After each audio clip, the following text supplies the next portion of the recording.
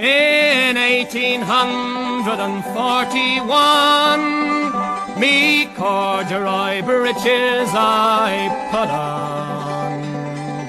Me corduroy breeches I put on to work upon the railway, I'm weary of the railway. Poor Paddy works on the railway.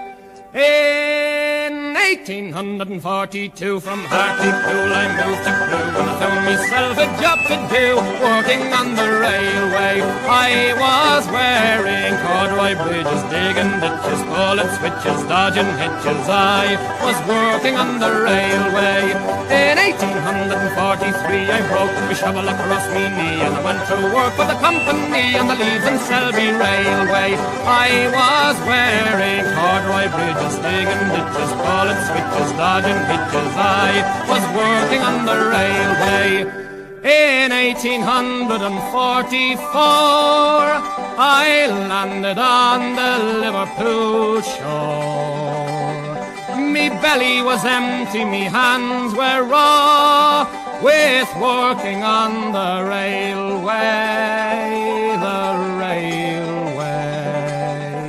I'm weary of the railway. Poor Paddy works on the railway.